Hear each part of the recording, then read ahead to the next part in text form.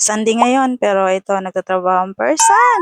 Ang sarap pa sanang humilata kasi malamig ang panahon. Dahil ilang araw na umulan-ulan na walang tigil. Parang ayaw ko ngang bumangon kasi ang sarap pang magtalokbong ng kumot. Pero dahil alipin tayo ng salapi, kaya ito, ang person. At marami pang mga bayarin, kaya bawal tamarin. Kaya ayan, kahit Sunday, trabaho pa rin ng person. So, ayan pala si Kuya JP, maaga rin siyang nagising at pinlansya na niya yung kanyang trouser kasi magsisimba sila ng kaibigan niya. Every Sunday yan siya nagsisimba kasama yung kapitbahay namin na kaibigan niya rin. Ang sabi ko sa kanya, isasama niya kami sa mga dasal niya.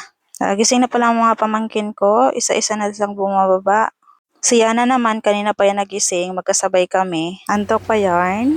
And ito nga pala si Sander, nagising na rin, magtitimpla siya ng Milo niya. Sabi ko, timplahan niya na rin si Saidin. And isiningit ko kaya na timplahan siya ng gatas kasi pag iba yung magtimpla ng gatas niya, hindi niya iinumin, ayaw niya sa lasa. Kaya ako lang talaga yung nagtitimpla ng gatas niya para iinumin niya. And ayan si Kuya JP, kanina pa yan nakaharap sa salamin. Hindi na maalis-alis sa salamin. Ganyan yan siya sa bahay guys. Lagi nakaharap sa salamin. Bilis talaga ng oras no. Kaya ito magtatanghali na pala.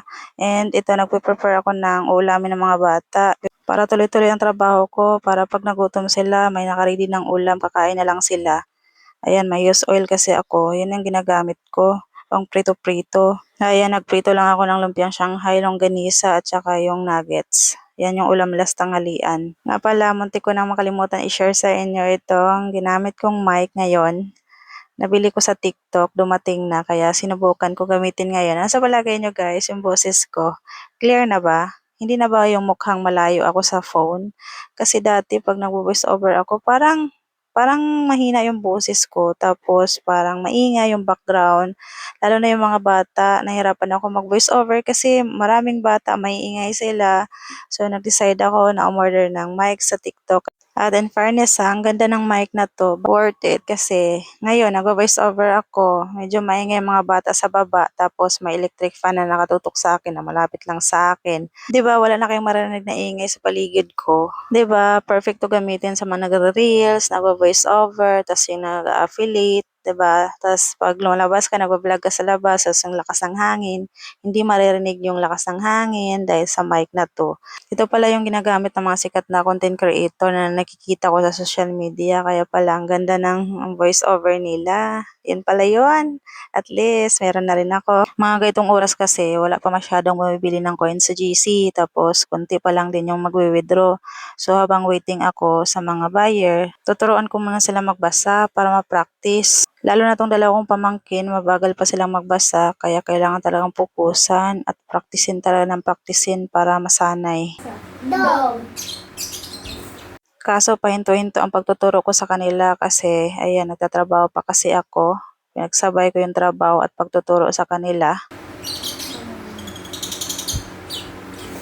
Sandal, basa. I can see the flower. Very good. Again. I can see the flower. Oh, side in ka. I can see the flower. Oh, ito yan na. I can see the flower. Very good. Believe. I can read. Again. I can read. I can read. Very good. Okay. Tapos na nila ay takpan. Isang tao. Again. Basa. I can see the sun. Sun. Again. I can see the sun. I can see the sun. Very good. Kasi ano Okay, eh. isa-isa na Mami, kayo. kasi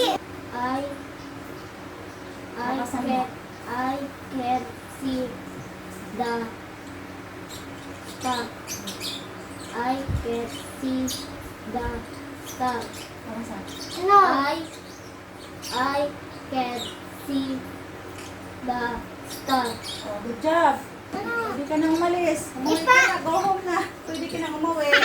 Antayin mo service mo. Kain mo yan na dali. Kung makain na. The flower is purple. Eh, purple ko pink. Sige na, basahin mo. The flower is for the flower. Lakasan. The flower flower is purple. Bakit ko tapos pink? The flower is purple. Nakasan. The flower is purple. I like the car. Yay! Good job! Okay. Sige na. Good job, kids. Good job. Nagutom si Sandra. Mag-practice basa. Ayaw mo ng ano? Ayaw mo ng nuggets? Seaweed lang ang ulam niya. Mahilig talaga siya sa seaweed, guys. Seaweed, lagyan ng rice. Ikaw, Saiden? Ayaw mong kumain, Saiden? Kain ka na. Busog ka pa. Tinanggalan ako ni Saiden, guys, ng puting buhok. Marami, Saiden? Puting buhok.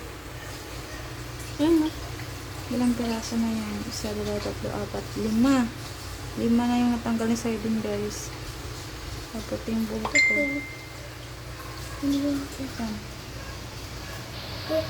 Saan? Lapit.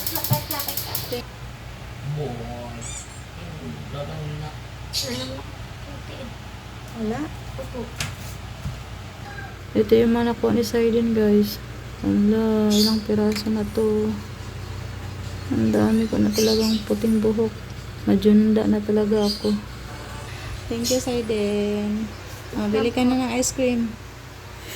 Gusto ko din is Uy, gusto mo rin ng ice cream?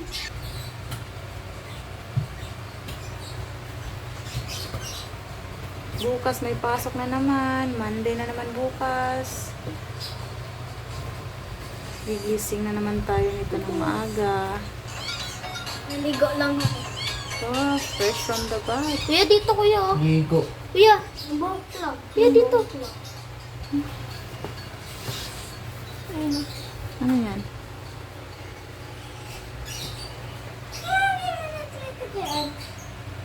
Siya. Hmm. Yan? Yan. Oh, ang sarap. Ang liit. Kayo pala, ang sarap. Dito lang yung mata niya. Dito lang yung mata niya. Lang. Ay, galapot ako po. Kasi yan saan? Opo. And that's it for today's video of amping.